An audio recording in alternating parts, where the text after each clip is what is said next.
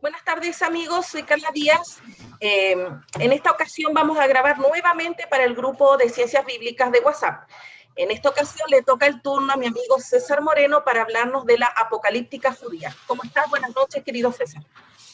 Hola Carla, muy bien. Espero que tú también y todos los amigos que acá se encuentran en este minuto y los que van a ir también acoplándose a medida que se desarrolla esta exposición. Exacto. Entonces vas a compartir pantalla y nos vas a deleitar. Luego ya los amigos que lo vean a través de mi canal van a poder dejar algunas dudas, algunas consultas que tengan, pero esperamos ya con muchas ganas desde hace semanas esta apocalíptica judía. Así que deleítanos, querido César. Gracias, Carla. Se ve la pantalla, ¿cierto? Estamos en vivo, así que, ¿sí? Se ve bien. Bien. Como introducción, vamos a decir de que hasta el siglo XIX, la apocalíptica era estudiada como parte de la profecía, ¿ya? Todavía no se incluía, por decirlo de una manera tácita, en los estudios histórico-críticos. Sin embargo, con los hallazgos de algunos libros, como el de Enoch, por ejemplo, la apocalíptica fue tomando una forma y un sabor distinto. Y en el año 1832, Friedrich Lück fue el primero en identificar con el nombre de apocalíptica a un conjunto de libros que eran muy similares unos con respecto a otros. Y en este caso, a lo que tiene que ver con el libro de Apocalipsis, ¿ya? Entonces se dio cuenta de que habían cosas similares entre uno y otro texto. Y le puso este nombre, ¿ya? Y de esta manera podríamos decir de que para este año nace la apocalíptica dentro del campo histórico crítico, como una metodología de estudio. Hoy nosotros vamos a hablar de esta apocalíptica y la vamos a abordar ya sea como un fenómeno, como un género literario, y bajo esta perspectiva también observar cómo ella se transforma también en el contexto literario para algunos episodios, y básicamente lo que tiene que ver con el Nuevo Testamento, ¿ya? Entonces, vamos a hablar de la apocalíptica como un fenómeno literario, como un género literario y como el contexto literario, en este caso, para el Nuevo Testamento. Y en primer lugar, y el primer aspecto de la apocalíptica como fenómeno literario, tenemos que decir y sentar las bases para ella de que científicamente la apocalíptica es un fenómeno del tardo judaísmo. Es decir, si yo leo un relato apocalíptico que se sitúa tal vez en el siglo VI, por decir así, entre comillas, quiere decir que ese relato no es de esa fecha, sino que es posterior a, ¿ya? No podemos encontrar apocalíptica en el tiempo, voy a decir un nombre, en el tiempo de David, no existe para allá. Por ejemplo, cuando nosotros leemos en el libro de Daniel que en el versículo 1 del capítulo 1 que vino, ¿cierto?, Nabucodonosor, sitió la ciudad, se los llevó cautivo, y luego comienza todo un episodio narrativo y termina con relatos apocalípticos. Ya el que tenga relatos apocalípticos nos dice de que el texto no pertenece a la fecha de la cautividad babilónica, ¿ya? Luego también hay que decir de que su desarrollo comienza a partir del periodo persa y la apocalíptica como tal llega hasta la dominación romana. La apocalíptica nace como respuesta a la desilusión. En la oración que tiene Esdras y que está registrada en el libro de Nehemías, nos damos cuenta de que los judíos que volvían de la cautividad se sentían profundamente apenados, porque todo lo que ellos hacían, todo su trabajo, sus tributos, ¿cierto?, iban a parar a los reyes, en este caso a los reyes persas. Entonces nada era de ello, y toda esa desilusión fue sumando. Por otro lado también, por esta misma fecha, con respecto a la época persa, se produce todo un conflicto tanto en los judíos que vuelven como en los judíos que se quedan allá en o se quedan ya sea en Babilonia y después pasan a ser parte del periodo o del imperio persa. Entonces todos estos muchachos y muchachas, ¿cierto? Por profesar su fe judía, eran marginados de la sociedad. Entonces algunos, para evitar ser marginados, se incluían con el grupo, por lo tanto perdían su identidad y eran absorbidos por la misma. Pero también algunos eran perseguidos, ¿ya? Otra cuestión importante es que la apocalíptica también debe su nacimiento a una cuestión que es muy importante y es la marginación religiosa. Después de la vuelta del exilio, comienza a tomar forma lo que es la Biblia judía, ¿ya? O la Biblia hebrea, mejor dicho. Entonces, nosotros sabemos de que quienes básicamente componen los textos son personajes como la élite sacerdotal. Muchas de las leyes tienen que ver con situaciones que le favorezcan a esta élite. Entonces, de alguna manera, se produce un quiebre ahí, ya que están la élite religiosa, y esto es importante saberlo, la élite religiosa acá arriba, y por otro lado corre paralelo acá a un grupo de pensadores y visionarios, que son estos apocalípticos. Si uno lee la literatura apocalíptica, básicamente ellos se desmarcan de la Torá, se desmarcan de la ley de Moisés, y la apocalíptica nace como reaccionaria a estos grupos de poder, vamos a llamarle santos o píos, como usted quiera llamarle, ¿ya? Entonces, de alguna manera, la apocalíptica crea su propia palabra, voy a abrir comillas, su propia palabra de Dios. La apocalíptica nace como tensión a la Torá, a lo que nosotros conocemos como el Pentateuco. Entonces, ellos crean su propio conjunto de libros.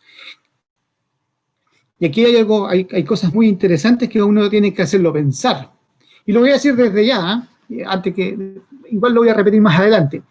Si uno se da cuenta con respecto al autor de Mateo, podemos tener uno o varios autores en Mateo,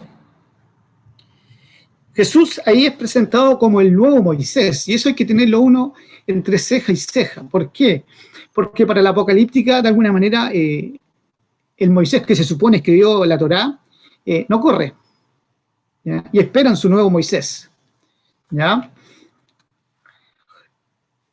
Otro aspecto también que marca el nacimiento de la apocalíptica es la profunda crisis de fe que vivían estos muchachos.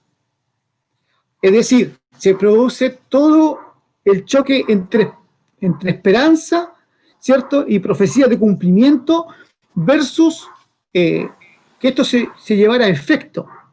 Entonces pasaba el tiempo y todas las esperanzas, ya sea de restauración, esperanza de un mundo mejor, etcétera, no se sucedían. Entonces comenzaba la gente a preguntarse ¿hasta cuándo?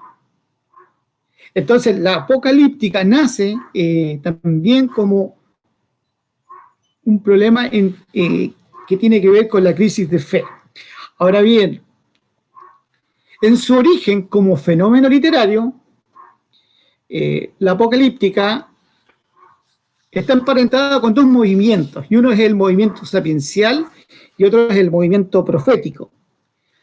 Hasta mitad del año, o hasta del siglo XX, mediados del siglo XX en realidad, la escuela de la historia o de las religiones, dominada en este caso por Gerhard von Rath y todos esos personajes, decían, no, mire, la apocalíptica solamente tiene que ver con el Mashal, con los proverbios, con la sabiduría. Pero hay otro grupo que decía, no, mira, fíjate que también tiene que ver con el movimiento profético. Bueno, creo que ambos tenían razón y ambas fuerzas se combinan para dar nacimiento a la apocalíptica. Es decir, en la apocalíptica combinan elementos del sapiencialismo y del movimiento profético. Como fenómeno tardío de carácter sapiencial, Bonrat decía de que Daniel es presentado ya sea como un sabio, y el mismo, ¿cierto?, es declarado como sabio. Enoc es llamado escriba, y también es también llamado como un doctor cuya sabiduría supera la de todos los hombres. Hay un libro que se llama Esdras, primera, segunda hasta el cuarto de Esdras. Él es llamado escriba de la ciencia del Altísimo. Y el libro de Enoc se define a sí mismo como discurso de sabiduría. Entonces, todos estos elementos llevaron a que Bonrat dijese que, mira, la apocalíptica es un mashal. Y mashal es el término técnico, ¿ya?, de la iniciación sapiencial. Por ende, sería más acertado, dice él, traducir este término como discurso de enseñanza. En base a esto, la apocalíptica, dice él, parece estar enraizada de manera particular en las tradiciones de sabiduría. Pero también la apocalíptica es un fenómeno tardío de carácter profético. O sea, decíamos recién, toma del sapiencialismo, y luego también toma del profetismo y los combina, los mezcla. Hay elementos de continuidad entre la apocalíptica y la profecía. Elementos comunes, por ejemplo, en ambas se transmite un mensaje divino a los hombres. Y esto es muy importante.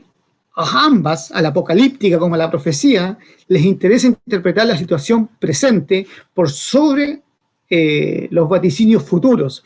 Nosotros cuando leemos, ¿cierto?, profecía, tendemos a pensar de que la profecía es una cuestión que se refiere a 2000 o a 3000 años hacia adelante.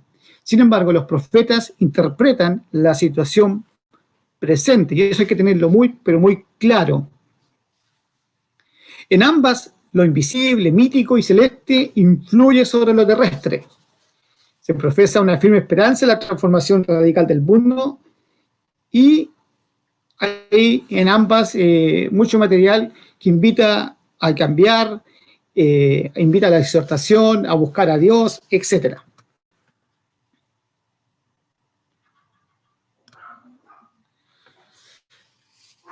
También la apocalíptica y la profecía coinciden en la creencia en una venida de Dios, quien intervendrá gloriosamente. Es lo que cuando uno lee en el libro de Amós y en otros textos por ahí, el día de Yahvé.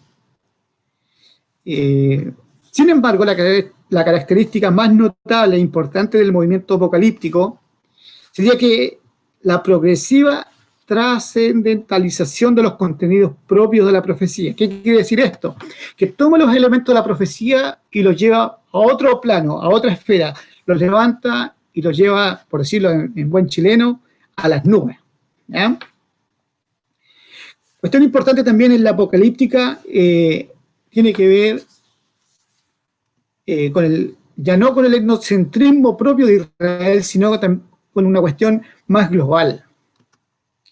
Y la apocalíptica se alza en continuidad con el testimonio del profetismo de Israel sobre la conciencia de la majestad y de la soberanía de Dios, cuya gloria baña toda la creación.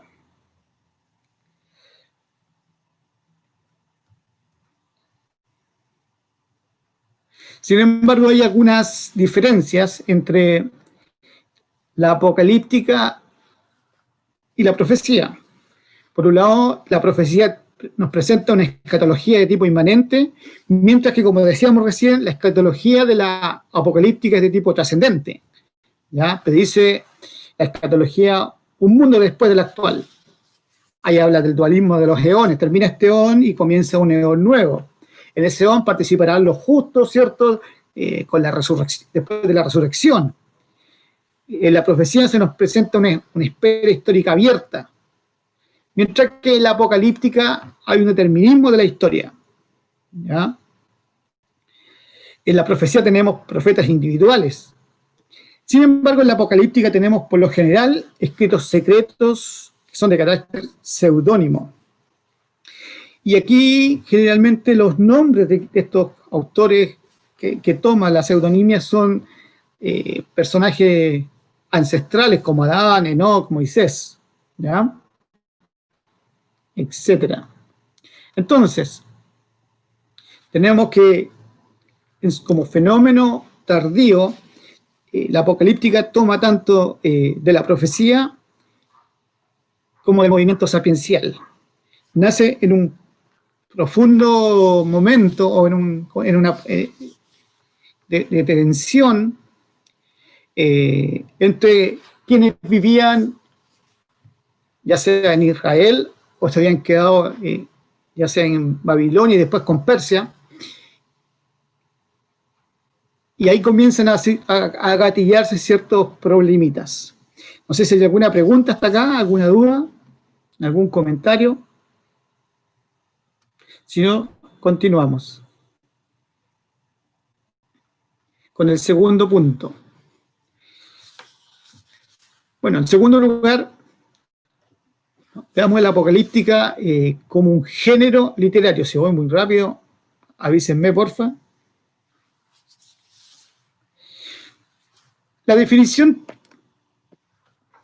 de la apocalíptica, propuesta por uno de los expertos en este tema, que es el apellido Collins, nos dice que es un género de literatura revelatoria donde un ser transmundano revela un mensaje a un ser de este mundo. Contiene un marco revelatorio. Este mensaje generalmente es temporal y a la vez vislumbra una salvación escatológica y espacial. Es decir, la apocalíptica se mueve en el plano espacio-temporal. Entonces tenemos ahí, en nuestra definición, un mediador que generalmente en la apocalíptica, y esto es muy importante, generalmente en la apocalíptica es un ángel, ¿ya? Eso debe notarse, porque estos ángeles comunican el mensaje al ser terreno en este caso, ¿cierto? Y le entregan algo que tiene que ver, ¿cierto?, con la salvación. Entonces, por ejemplo, dice ahí, y se acercó hasta mí el personaje X, ¿cierto? Y me dijo, mira, esto es lo que va a ocurrir por un tiempos y un determinado tiempo, etc. ¿Ya? Así funciona la apocalíptica. Tenemos un mediador, tenemos un receptor humano y una doble revelación, que es espacial y temporal. Ahora, como género literario, la apocalíptica se desarrolla en 4 planos. En un plano que tiene que ver con el lenguaje, uno estructural, uno que tiene que ver en el contenido y el otro de tipo doctrinal. Y desde esta perspectiva nosotros nos permite situar los textos. ¿Ya? En la apocalíptica el lenguaje por lo general es repetitivo. Hay largos discursos, hay predominio de cifras, hay predominio de listas. Hay mucho simbolismo de números, aves, aparecen dragones, seres míticos, en fin. Hay también todo un tema estructural en la apocalíptica. Por lo general no se menciona al autor, y en esto es excepcional el libro de Apocalipsis, que dice que lo escribe Juan. Y podríamos tal vez decir que es excepcional Daniel, pero no tenemos certeza de que ese Daniel sea un personaje de esa época. Es lo más probable que haya sido un ser ancestral.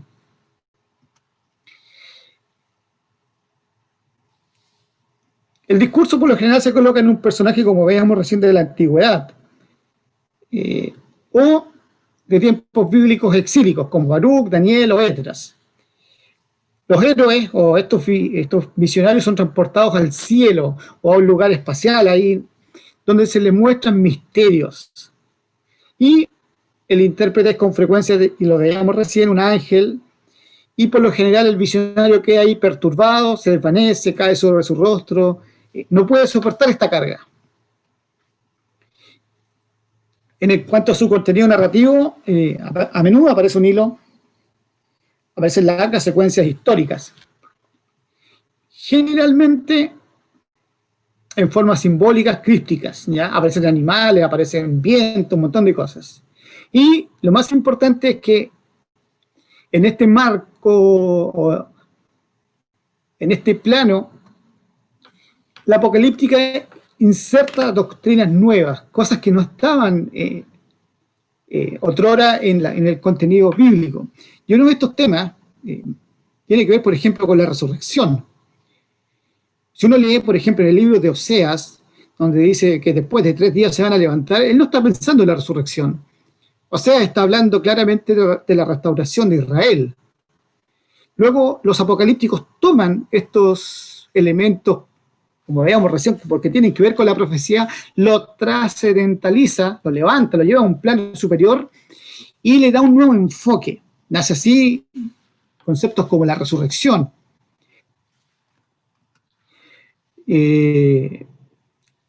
Luego también otra cosa importante de la doctrina, de las doctrinas es dividir los tiempos, ¿ya?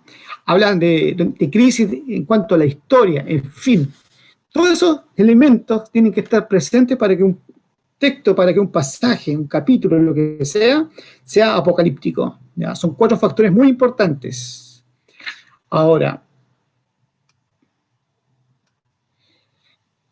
dentro de este género hay algunos temas que son importantes considerar, como la espera del fin del mundo, ¿ya?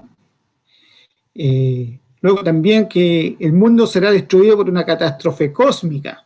Eso está en varios apocalipsis, perdón. Aparecen aquí también luchas y se personifica el mal de una manera importante. Se le dan nombres a estos seres malignos, como Belial, por ejemplo, que uno tiene que tenerlo ya en la retina, Belial, ¿cierto? ¿Por qué? Porque aparecerá nuevamente cuando yo lea mi Nuevo Testamento. Se divide el tiempo en periodos. Por ahí nosotros en los apocalipsis que conocemos, por ejemplo, el libro de Daniel, dice, 70 semanas están determinadas sobre tu pueblo y sobre la santa ciudad para destruir el pecado, etc. Y luego le pregunta, dice en el libro de Apocalipsis al ángel, ¿y cuándo va a suceder todo esto? Y él le dice algo así como, mira, pasarán tiempos y la mitad de un tiempo, o le da una fecha de 1000 y tantos días, etc. Temas que algunos movimientos han tomado de forma ligera sin hacer la interpretación adecuada. Esto ha llevado obviamente a errores. ¿Por qué? Por no entender cómo funciona la apocalíptica judía. Aquí quiero hacer un paréntesis. Yo le puse de título Apocalíptica judía, y es porque obviamente existe una apocalíptica cristiana, y también estaba leyendo por ahí que también existe una apocalíptica egipcia, ¿ya? Bien. Otro tema también del género literario apocalíptico es la existencia de ángeles y demonios. Ellos influyen y dominan la marcha de nuestro mundo. Dice, por ejemplo, el libro de Daniel, que es el apocalipsis que nosotros conocemos, que se separó el ángel, ¿cierto? O el príncipe de Persia, o como el que domina ese mundo espiritual de Persia, por decir algo así. Y para variar, estos temas han sido sacados de su contexto y por ahí hablan de demonios territoriales. ¡Wow! ¡Qué tremendo!, ¿no? Bueno, eso no es lo que persiguen los textos, ¿ya? Los textos no persiguen, etcétera, ¿ya? Hay un deseo de estos apocalípticos a la vuelta del estado paradisiaco. Dentro de estos temas hay ciertos motivos literarios, que son básicamente números, señales, colores, estereotipos místicos, animales, ángeles, ciudades. Estos son algunos, Todo esto se fusionan y dan vida a todos estos relatos de corte apocalíptico. Y veamos un ejemplo de este, es el capítulo 7 de Daniel. Dice que en el primer año de Belsasar, rey de Babilonia, tuvo Daniel un sueño. Y luego dice, visiones de su cabeza. Miraba yo en la visión, nuevamente dice más abajo, y veía 4 bestias que subían del gran mar. El 4 se repite una y otra vez, se repite la palabra mar, elementos propios de la apocalíptica. Si uno lo lee en su contexto literario, en su contexto de situación vital, esta cuestión es clara. Son 4 bestias que representarían básicamente a los imperios del momento, ¿cierto? Babilonia, Media y Persia, Grecia y Siria. De esos imperios aflora un cuerno pequeño, y eso es muy importante, porque ese cuerno pequeño es Antíoco Epifanes, no puede ser otra persona. Un ser que, dice el texto, habla contra el Dios del cielo. Si uno estudia un poquito la historia y de cuándo fue escrito el libro de Daniel, se da cuenta de que Antíoco Epifanes profanó el templo ofreciendo, por lo que dice la historia, un caldo, un guiso de cerdo en el santuario. ¿Ya? Entonces, esa es la abominación desoladora. Y también es muy importante porque son temas recogidos nuevamente para seguir mostrando cómo se profana el santuario. ¿Ya? Entonces, buscar en esto, no sé, y extrapolarlo a 15 millones de años más, no es la idea del apocalíptico. El apocalíptico cuenta una historia de presente, por sobre la historia de futuro. Lo de futuro es que Dios va a destruir a todos estos imperios, los hombres van a vivir en un estado paradisíaco, pero básicamente, si uno lee este capítulo 7 de Daniel, que está puesto aquí como un ejemplo, tiene que estar de alguna manera relatando su situación de presente. No sé si hay alguna consulta hasta acá, alguna duda, algún comentario.